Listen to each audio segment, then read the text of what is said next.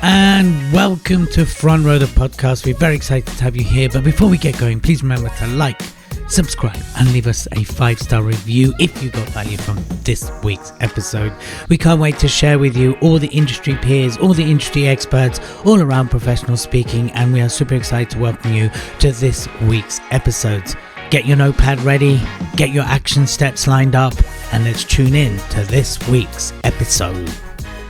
Whatever episode this is, I'm excited. I'm excitable because I'm excited to dive into Alex's journey to be an award-winning speaker. So we will unpack that shortly. For those of you who do or do not know me, my name is Elliot Kay. I'm the co-founder of the Speaker Awards. I'm the visionary behind it. And you are listening to the Winner Series, where I get to interview incredible professional speakers and winners of the Speaker Awards over the last few years, such as Alex, who has an interesting journey to winning an award, because some of you might think you might enter and you might just get it.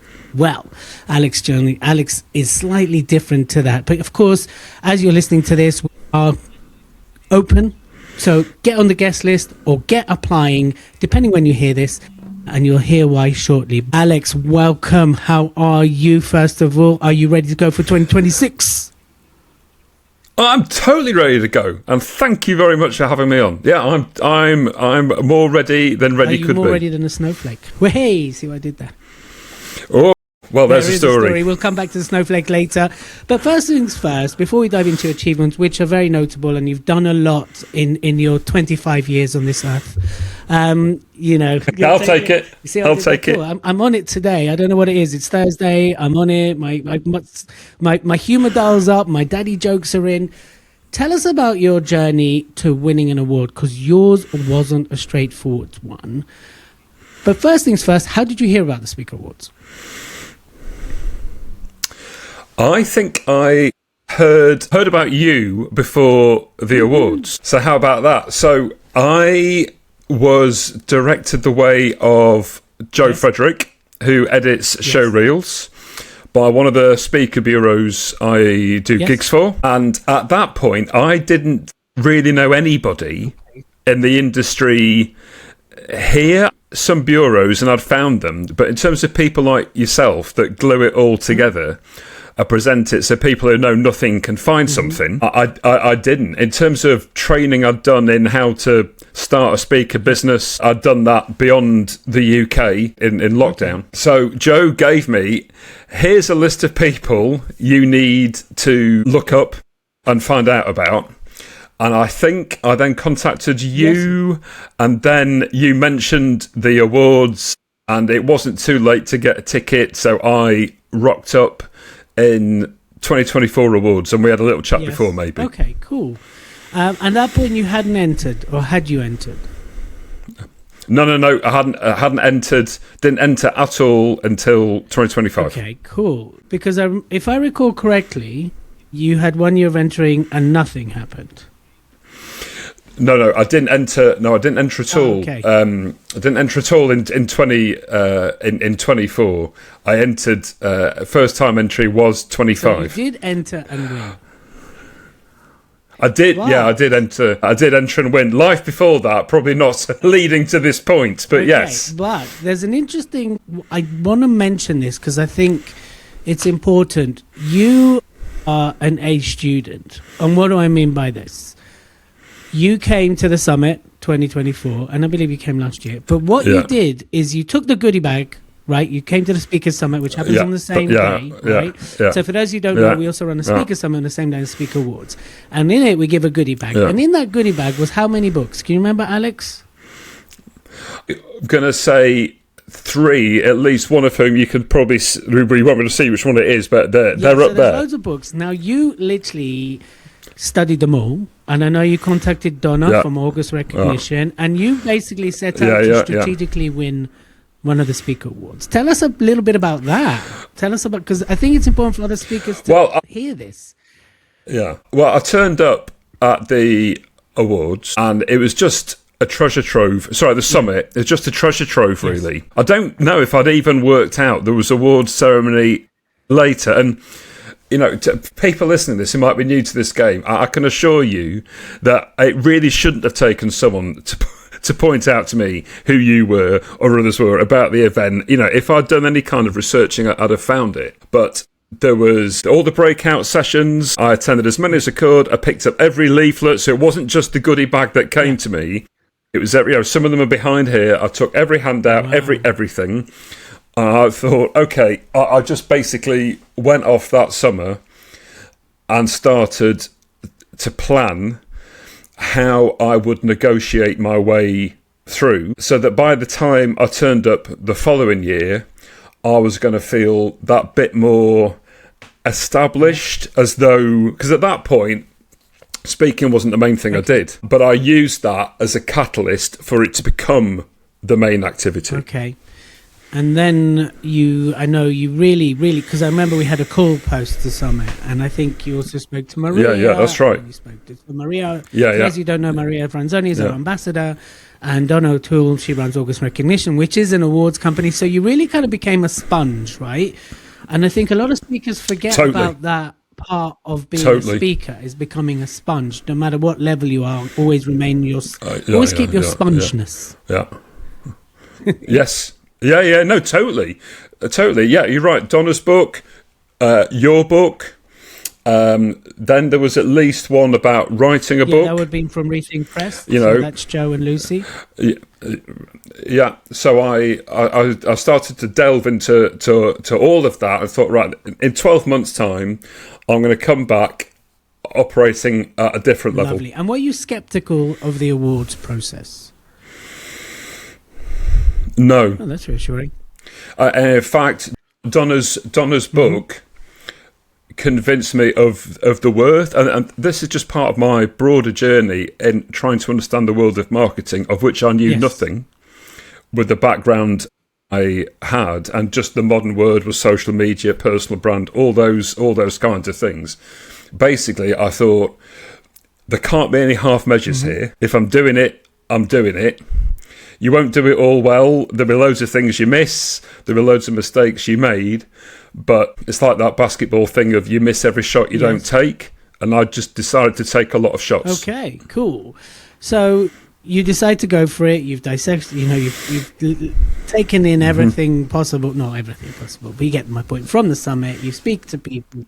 Everything I could possible. Right? And then you start the journey. So first things first, obviously people fill in an application form. They have to submit a video. Yeah. What I've heard from other winners that I've interviewed is how much clarity and focus it gave them, even very established professional speakers.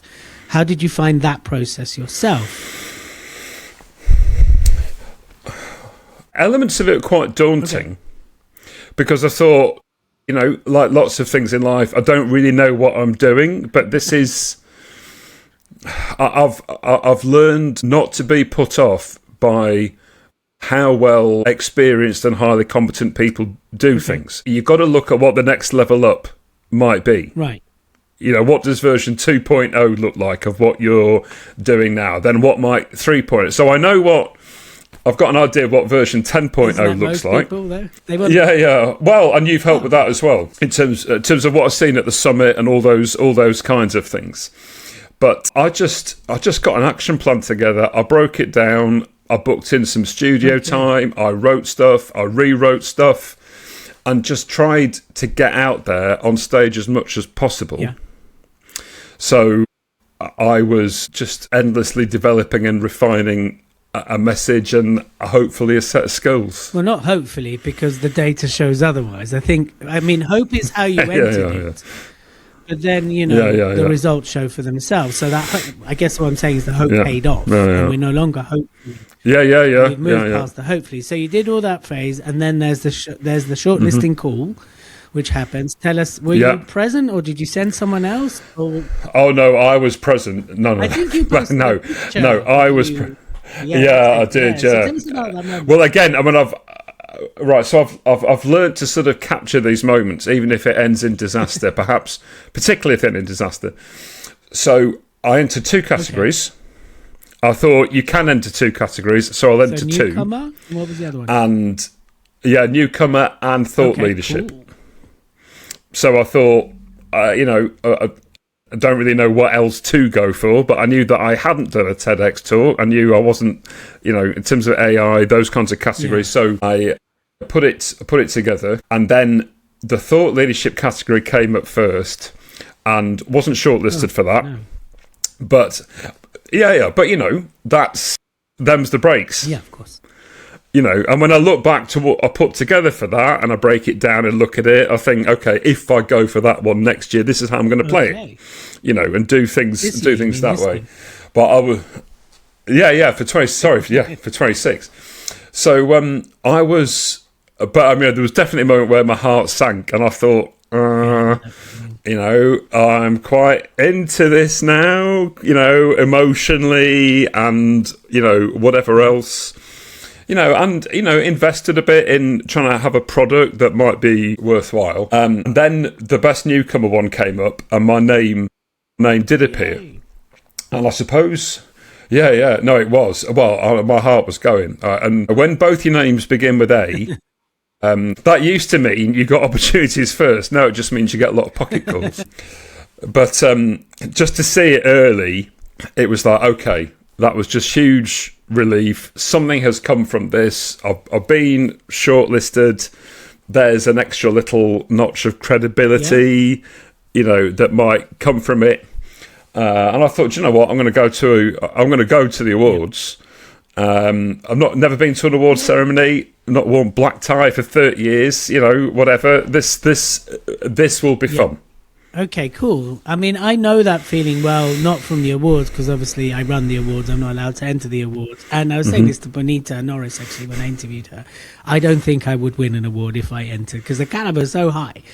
She's like, no, of course you would. I've seen you speak. But anyway, we won't go into, Yeah, of course you would. Right now.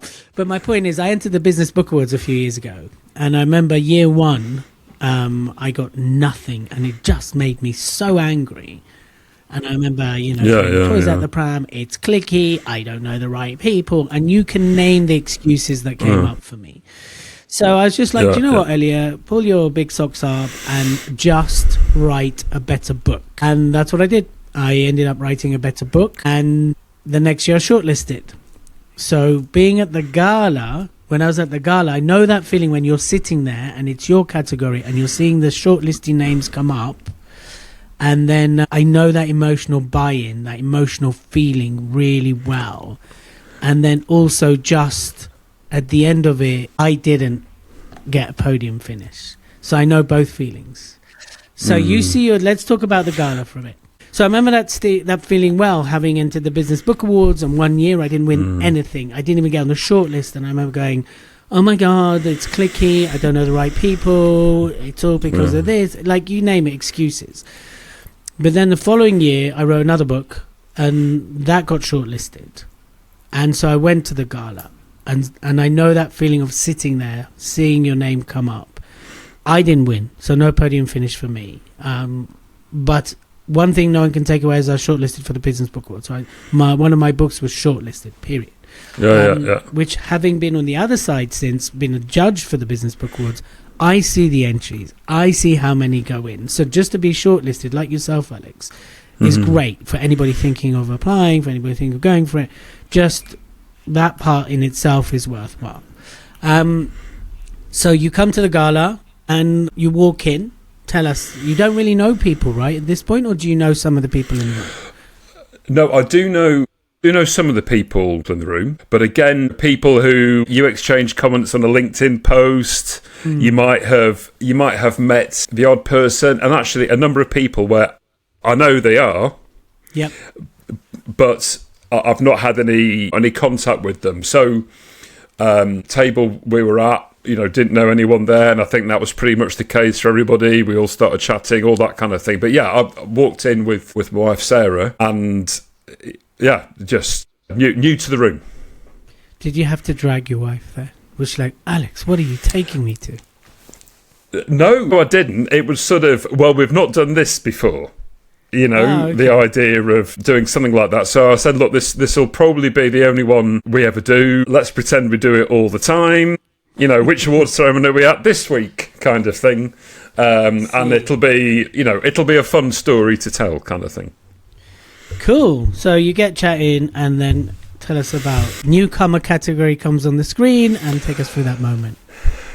Yeah, well, at first I'd say the signs weren't great because there was all the lovely razzmatazz before we get to the awards, and then there was, I think we had a little break before they came, so I nipped out to the bathroom, and I'd already thought, well, I've got no chance of this because my table is right at the back of the room. I'm not facing the stage. I've got my back to the stage. And then when I came back from the bathroom, my chair had been removed by people at the hotel. So I was thinking, I'm being sent signals here, right? So I remember saying to my wife, "Look, let's just find out I haven't won, and then we'll enjoy this." Okay. Did you get your chair back? I don't know if I got the same one back, but the hotel staff found me something. Okay. So little wooden chair. Yeah, a little stool to go on. So anyway, then heart rate went up when newcomer came out first, because when it came to you start with that. So, but the nominations didn't. You see, so I was thinking this could be the last one, middle of the pack, whatever. So it came out. I was like, right, okay, and then the highly commended came out. Yeah. And I was sort of on edge a bit for that. And then when my name wasn't there, I thought, all right, cool. Well, that's it. I know nothing's happened. I'll have a polite pause, then I'll go to the bar. Yeah. And then when my jaw dropped, when my face was on the screen, I was absolutely stunned. And then what being at the back of the room gave me was probably the longest walk for anyone who won over the course of the evening. And I think I was walking straight by the time I got there. But yeah, I was absolutely gobsmacked. Amazing. Well done on winning the award. And Thank you. Quite interesting how people read into signs, right? It's a little bit like the traitor. There's no real logic to it, right? Like the traitors. Because when I interviewed Bonita, she said when she came last year, so 2 years ago, first time, I walked up to her and I said, "You're Bonita." And she went, "I am. You're Elliot. Nice to meet you." And her husband said, right, "You've won because he knows you," right? And up until the point I interviewed her, he thought he was right. But do you know why I knew her? It's because she emailed in to change her photo, right? Oh, right, That's how I knew her. So it's quite funny how we look at signs and what's aligned and what's not. Your chair's gone, this is gone. That actually turned out to be a completely different experience. And so when you won, what's happened since? Tell us about your life as a speaker since winning the award. So you won Best Newcomer. Tell us more about that. One Best Newcomer. So I gave it a decent interval of about an hour before I started updating my LinkedIn profile. At least an hour. At least an hour. It's opened doors that were not open before. So even things like events where I get to be in front of my ideal client, but you may or may not be paid for it. I wasn't even getting to that before. But there's one particular event I did, which I wouldn't have got without that. Oh, wow. Where there's now, I don't know, I think I've probably got, I'm still negotiating stuff at the time of this, but another 5 to 8 gigs out of that. Amazing. And then with the book that's followed as well, which was, the book was set to go, but then came out 3 months later. I do think it's helped to put me on the map. Wow. And I think with people who, whether it's the people who book events at organisations or with the bureaus, there's a credibility to the Speaker Awards because they can vouch for the people who are involved in the process and the robustness of the process. So, that makes a difference between whether your email is opened or not, whether your show reel is clicked on or not, whether you get a phone call or not, whether your LinkedIn profile is looked at, or, to make a whole bunch of those things go one way than the other. Yeah. That is powerful. And if I hadn't won, but still been shortlisted, there would have been positives to that. Cool. If I hadn't even been shortlisted, the positives to that, because I'd gone through the process of applying and having to meet a set of criteria, and all those kinds of things. So it's not just about the win. The win's clearly been helpful. Yes. Trying to use it as much as I possibly can, but you get a lot from applying, even if nothing happens. Brilliant. And what's really interesting to hear from this interview series is actually how much the award has added to people's both, bookability, but also their back pocket or their front pocket or back pocket. Yeah. And that is really nice. But I think the key messaging is actually who you become as a speaker has been a core theme. Like, it's helped you get narrowed in, focused in, what you want to be. And that's really, and it's so, we don't know this stuff as the co-founders, as the organizer. We don't know what goes on for speakers post winning awards, right? So for me to hear this is really nice. It warms my heart, and it reassures me that my vision and setting the standard and having a stamp of authority is all in line. So that's great news. So congratulations on all that. Yeah, thank you. Well done on that. Now, you have quite an talking about speaking, you have quite an interesting topic that you speak about, which is part of your mission, right? I know that you will, and you come from so you come from an education background, and you were one of the youngest head teachers in the country, right? Yeah. So, and you've set out on a really interesting mission. Tell us about your mission. What to do? Well, I think the starting point for getting into speaking per se was I got completely sick of hearing how my former students are being described when they hit the workplace. So in my background, I was a secondary school head teacher for just over half my 25 years in education. And then when I started hearing them being described in all kinds of disparaging ways, snowflake at the heart of it, but all kinds of other things. But I could also see that my coaching clients, which was the main activity I was doing at the time, couldn't find young staff, couldn't keep them, didn't understand them when they did get them, all those kinds of things. I could see there was a problem to solve. And I think when I understood that a talk is primarily helping to solve a problem for your audience, it all locked together. It's morphed into other things as well since, but I'm told that my passion about the subject comes across, and people like that. But there's a very direct connection to what I used to do. And I can tell you're passionate. You've always been passionate. Even if anyone reads your LinkedIn posts, you can tap into that passion. So, and the book's around that as well, isn't it? Yeah. No, totally. I mean, the book. So the Snowflake Myth, explaining Gen Z in the workplace and beyond, is first and foremost for employers. Yep. But also, I know there's a lot of parents of adult sons and daughters who are struggling to understand their career decisions and their perspectives on life. So that's a lot of the after chat I get is from people in their 50s with sons and daughters in their 20s who want to come and talk to me like it's year 23 parents evening or whatever it is. But it's the personal stuff they tap into as well, not just the practical.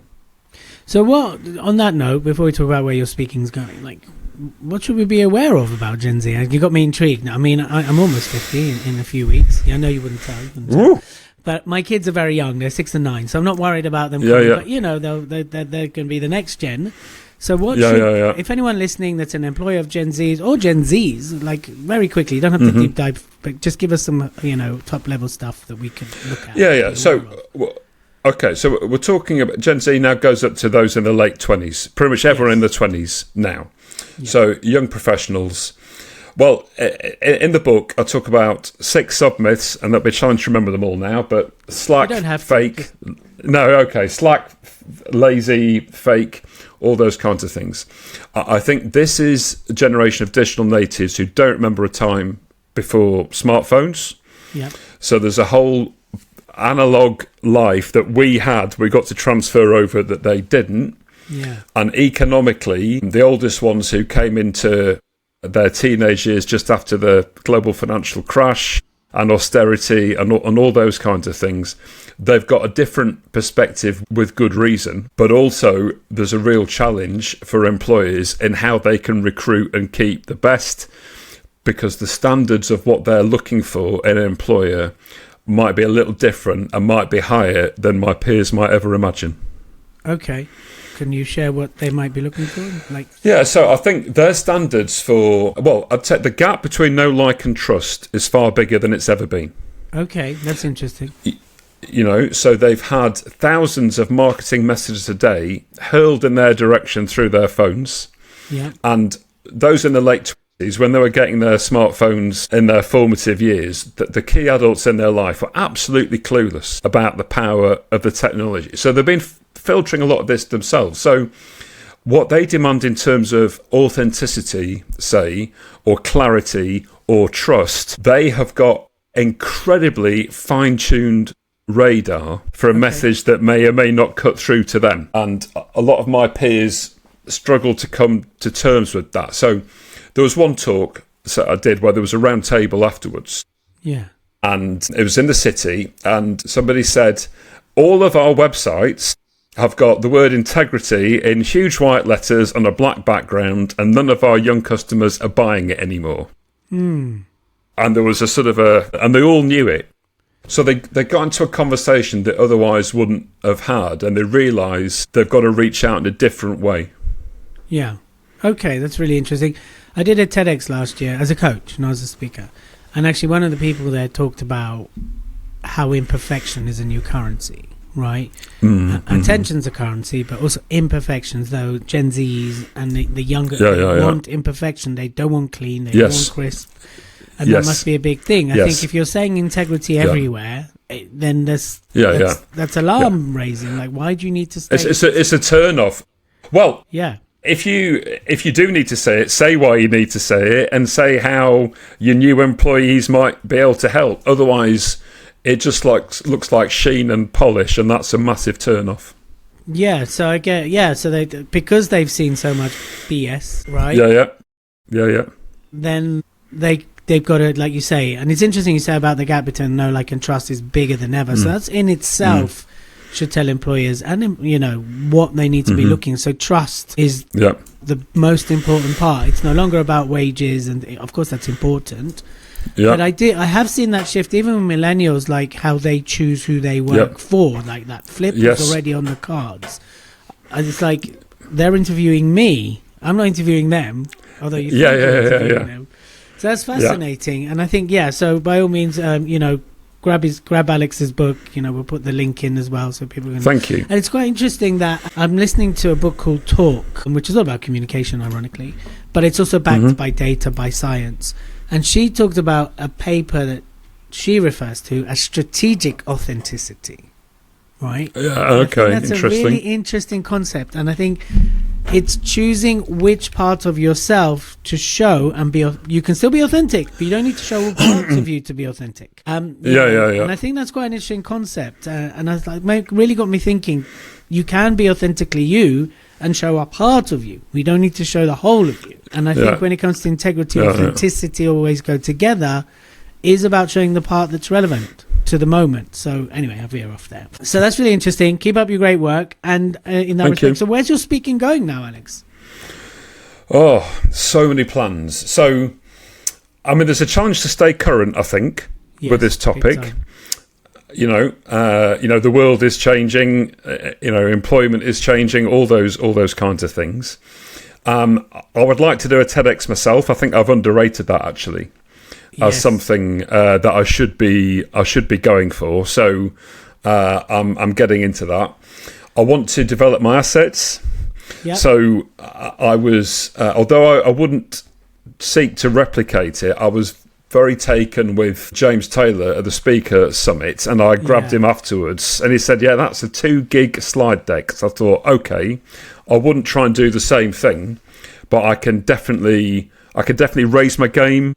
Yeah. With all of that, and do that as part of raising my profile in general. I want to be as trusted a voice on this topic as anybody. And I want to keep saying yes. I've said yes to all kinds of things. I can't say they've always worked out. No, but just in terms... Well, last summer, I did 5 talks on farms. Oh, amazing. So, outside... dairy farms. So part of the audience were the cows behind me who were doing what cows do, no matter if there's a speaker on or not. So there's I've found myself in places I never expected to be, with audiences I didn't ever think I'd be in front of. I'm going to keep saying yes, and just enjoy the ride, I think. But there's a lot of strategy behind it as well. Yeah, I think there's a lot to be said. You have to always renew your assets. I think a lot of speakers forget that, and they'll use a show reel from even 2 years ago. I already know mine's out of date. I knew you, right? So part of my kind of voyage over the next few months, I'm speaking next week. I'm speaking in Dubai. Good luck. Thanks. I'm speaking in Belfast, although in Belfast I can't film it because it's a union. It's to collect new footage for my new positioning. The other thing, of course, people need to maintain is positioning, and positioning grows and shifts and change, right? So it sounds like good. And yes, saying yes, there's something called stage time is wealth time. And the more you're on stage, the more you speak. And of course, the more you earn, right? So I think, very healthy attitude you have there. And I take it you're still going to carry on with your coaching and everything like that. That's still ongoing? Yeah, it is. But in the background, I think. Okay. So it's flipped. Not many. Well, I've deliberately tried to grow the speaking bit to be first the majority of the income, which it is now, and then just keep pushing that further. But we're speaking in January. There's not many national conferences in January, so there's certain times of year where actually coaching clients need more help, and the winter months can be more of that, and then that gets cut back a bit as you get into spring, summer. Yeah. Which is why we do the awards in summer, because most speakers. Absolutely. Excuse me. Okay, so really good plans, big plans there, and. What's one thing you wouldn't normally share that you're happy to share with us? Will let us into Alex's world. I think there's... I can really struggle with my creative side, actually. I can really struggle with it. The whole thing of, coming from education background and the head, you've got to be this, all the rest of it. You sort of showing some of that, being the vulnerability bit to show and talk about what you're rubbish at. Yeah. Sometimes can take me longer to get to. I remember coming out of school once when I was about 5, and I had like a cornflakes packet with some toilet roll stuck to it and whatever. And my mum said to me, "What have you done there? Is it a ship? Is it a boat? Is it a plane?" And I said, "Well, no, it's a cornflakes packet with some toilet roll stuck to it." So there's a sort of literal nature to me, which I find it hard to find my voice a bit on the printed page or on LinkedIn a bit. I found it quite hard to tap into that. So I'd say a lot of things I do with this business behind the scenes takes me a lot longer, and I find a lot harder than people might realise. Well, thank you for sharing that. I think, I think we have our strengths, right? And if creativity is in yours, that's okay. I think there's this notion that we have to be good at everything, especially as speakers, like marketing, good at accounting, good at, really our job is to speak. And if we can set things up in the background, right, that support our ability. For example, one of the kind of one of our biggest success stories from the speaker, Jazz on Par Far, right? Done incredibly well as a speaker generally, but also with the awards. All she does is create content, and everything else is around her, right? So she just creates. That's her job. Create content. She speaks, creates content. That's it. So she's got to the point where she set everything to support that. So I guess it's like, for you to have someone to help with the creativity or support your creativity. Yeah. And not beat yourself up if you're not good at it. There's certain things I'm not very good at, and I don't beat myself up over it. I'm like, I'm not good with processes. I'm not a detail guy. I'm detailed when it comes to my PowerPoint and speaking, but I'm not a detail guy when it comes to, I'm the guy that gets things going, and then Lavelle and Simone will take over, right? And it's okay, right? We all have our strengths and our flow. I'm visionary. I'm big. I'm a builder, right? That's me. So thank you for sharing that. And on that note, don't know about you, but our kitchen table is a mess, a very chaotic, in a good way. Everything happens. I've tried to move my kids off the kitchen table to an art area, to this area. It doesn't work. Our kitchen table is a mixture of creative arts, vision, business conversations, mixed in some Cheerios. It is like continuous, this hub of movement, of energy, of creativity. What's on your kitchen table, Alex?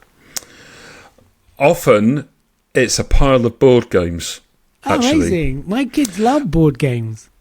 Yeah, well, there's a few just behind me here. So it became a lockdown project for my wife that she set up a market stall and a business and was selling them.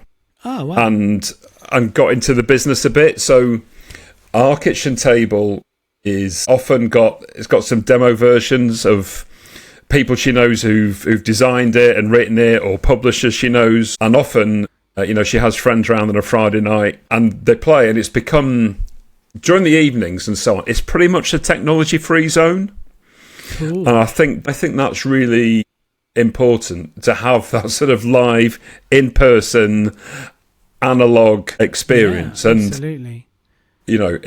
So they're all over the place, but it's interesting to see them come through and just to learn a bit about this whole industry and the pleasure people get from them. Yeah, well, as I said, especially my boy, he loves board games, right? He's going to be 6 in 2 weeks.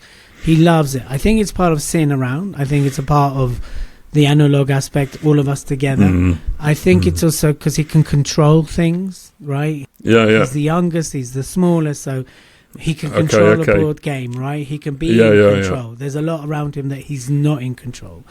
So absolutely, I mean, they've started playing chess, and that just makes me really happy. But they're playing like real chess, not chess on the iPad. Something we do is we really limit our kids' screen time. So during the week, they don't have any sort of switch or anything like that. They only get an hour of TV after school, and then a weekend it's very limited. And here's an interesting thing. Let's have a quick discussion about this, right? Yeah. When I did the TEDx in Manchester, Northern Quarter, which I was a coach with, they were themed around gaming. And I got to hear speakers talk about, obviously, YouTube, monetization of YouTube, how they've grown a channel. And one of them is a gamer. And basically he sits, he plays a game, he'll post a video about the game.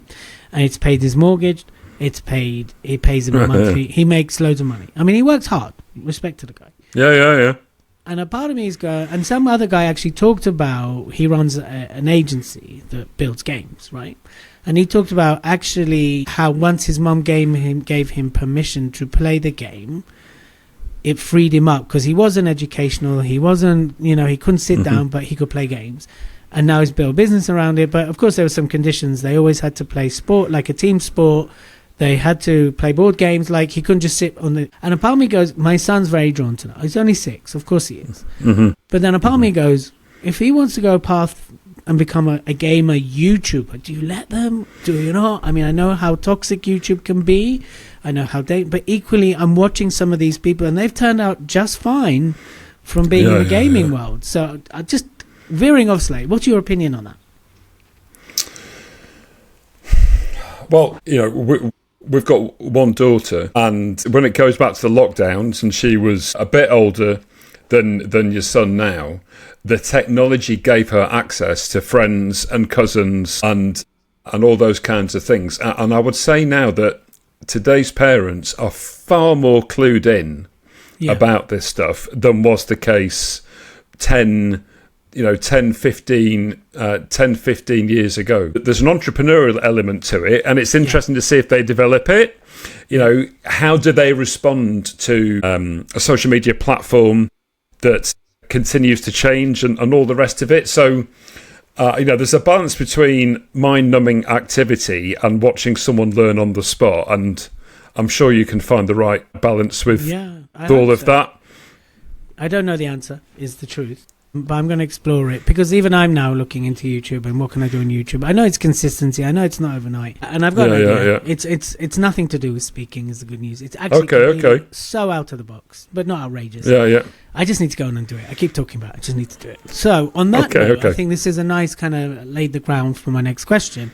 Is what aren't we talking about that we should be talking about? It doesn't have to be in the speaking world. It can be outside of that. So what is it we should be talking about that we're not talking about? I'm gonna put my education hat back on. I had a feeling you might do that.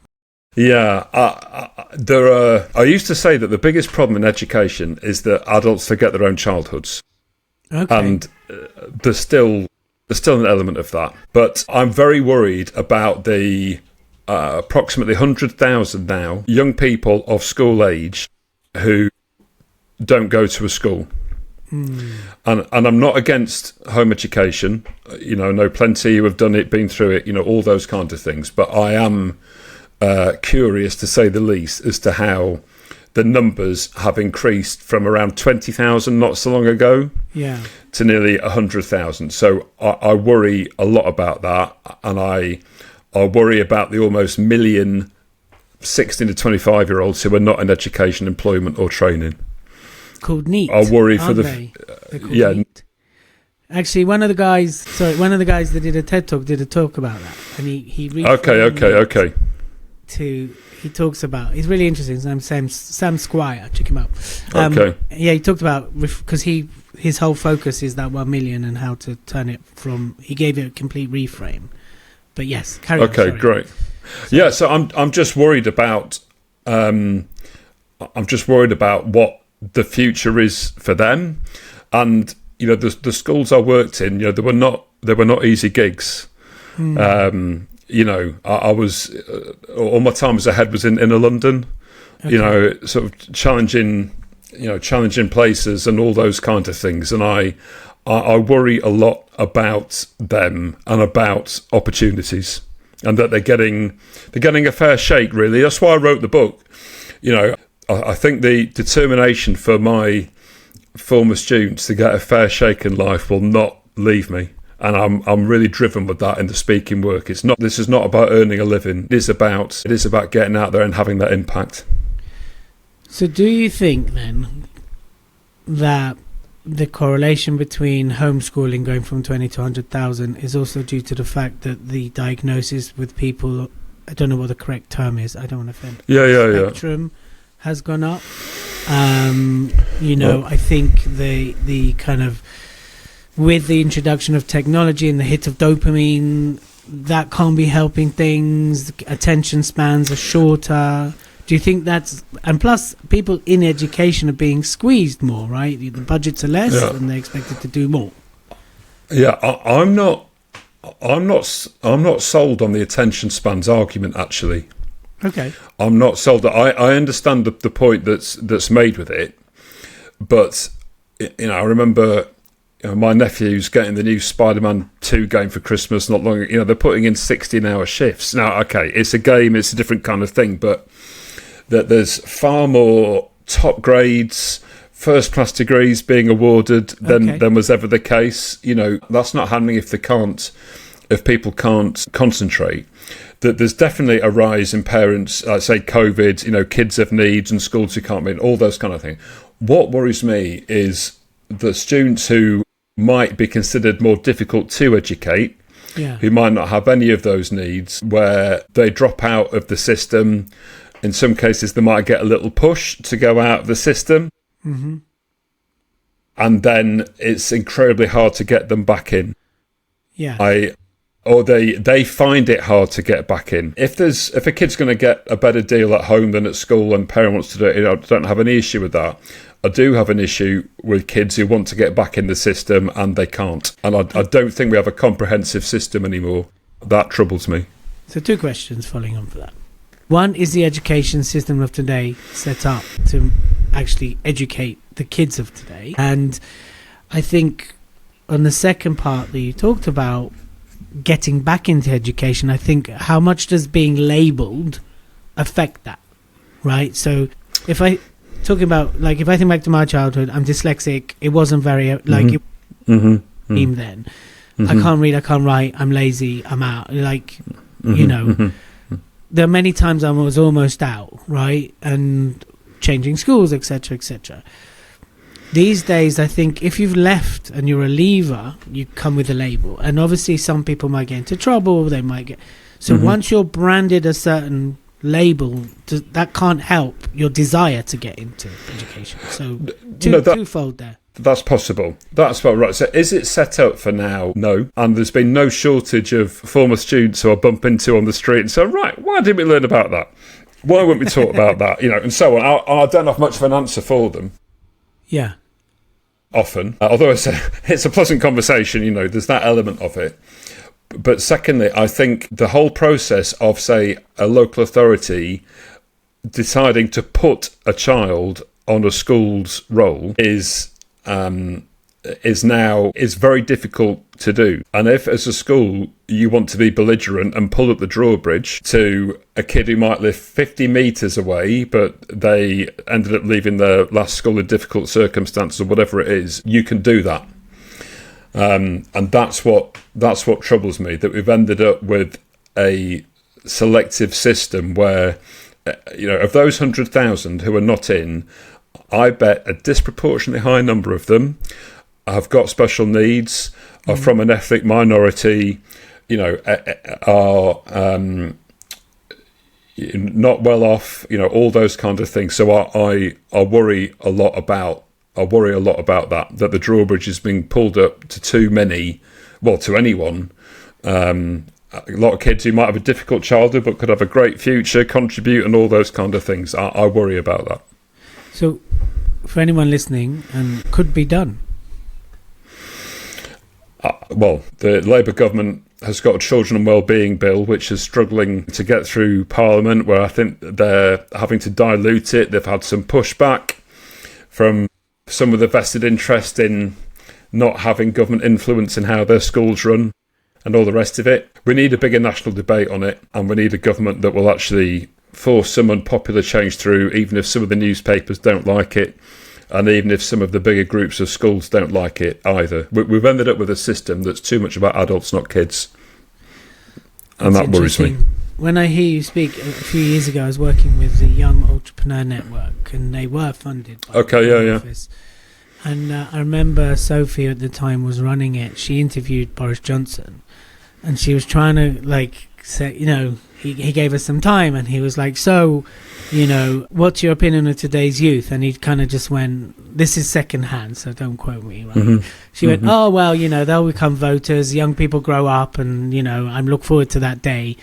And she said, well, what's your message to them? Work hard, stay at school. And it's like nothing it didn't feel like and she always said, because she campaigned to get mental health for young people onto the bill, onto the agenda. And I think she managed to, and that's why they started to listen and take notice. But it just doesn't feel, from what you're saying as well, and from having done some work with her, that young people are taken seriously until they're adults. And I think that's trust the gap. But not even young adults. Sorry, not even young adults. They projected in 2026 that there'll be more deaths than births, and that's not because the number of deaths is going up, because the birth rate is falling off a cliff. So if the prospects for you, if you're 25 now compared to 10 or 20 or 30 years ago are far worse. Are you going to be able to have a job? The job market at the moment is awful. Are you ever going to be able to buy property? Are you going to be able to have kids if you want them? All of life's milestones, should you wish to cross them, are being pushed down and down the line. And with Gen Z, we're talking about a generation that is unlikely to be able to retire. Retirement will be something that started after the Second World War, and it ended about 100 years later. That's what I worry about. Okay. We need to finish on a more positive light here. We will. That is what I worry about. No. I think this is a fascinating conversation, and part of this front row is also to get to know you, the speaker, but also what drives us. I think that's important as well. And we will wrap it up soon. I did have a thread there, but isn't this when, at times like this, when entrepreneurship and sort of innovation steps up, right? So the positive could be, from terrible circumstances arises entrepreneurship, innovation.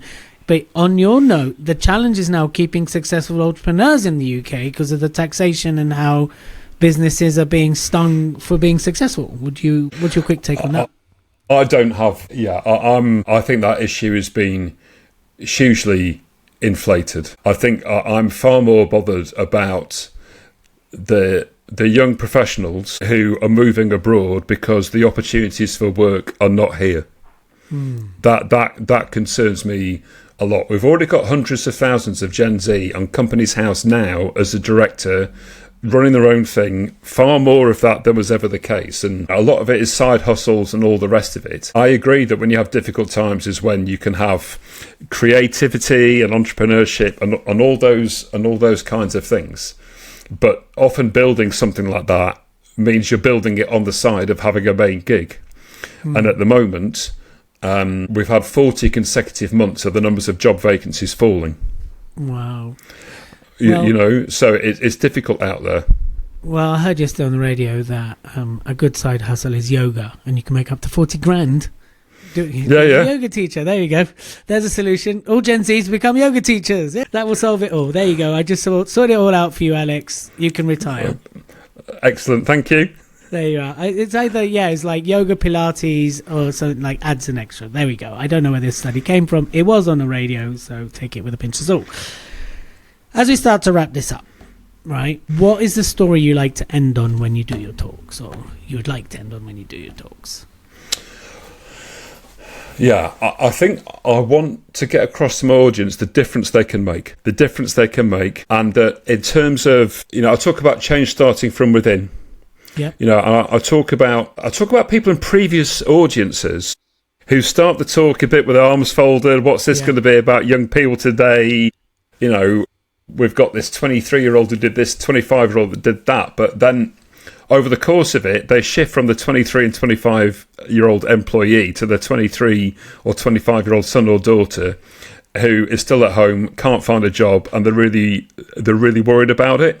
Mm-hmm. So I think it's about change starts from within, and it's the individual difference that they can make, because it's my generation's responsibility to see the world through a younger generation's eyes. Okay. That's how I see it. And when you decide to shift your perspective, or at least open yourself up to a new one, wonderful things can come from that. Love that ending. And for anyone that's stuck with us throughout this and they're thinking about entering the Speaker Awards, what would be your message to them? Yeah, you've got to do it. And the process of doing it will teach you a lot. But I think it's also about the community that you become part of. And, all the other people who turn up on the call, people who ask a question about how to, look them up, connect with them, ask them a question, build your own community of others who are trying to learn how to do this and make the way. There's all kinds of opportunities out there, and it's put in front of you. You've got nothing to lose. Brilliant. Really love it, Alex. So thank you again for being here. For anyone listening, watching, first of all, subscribe to the channel and keep listening. There's going to be a winner series, and when winner series finished, we're going to interview people around the speaking industry. So if that's a space you want to be, make sure you do. Make sure you do enter the Speaker Awards this year. Give it a go. You never know where we might end up. This is the winner series, but there's people out there that are shortlisted. There's people out there that just got focused in. Going through the process, back yourself, and that's really important message we always send. Alex, thank you again, and I look forward to seeing you soon, and hopefully this year's Speaker Awards. Absolutely. Thank you. Thank you for tuning in to this week's Front Row Podcast. Remember to like, subscribe, and comment. It's through your feedback that we grow. We hope you've taken lots of notes, benefited from the wisdom, and are now going to turn everything into action. Remember to keep an eye out for our next episode of the Front Row Podcast. And remember to like, subscribe, and of course leave us a 5-star review. We look forward to connecting with you and hearing the progress of your journey in the professional speaking world. Tune in next time for the Front Row Podcast.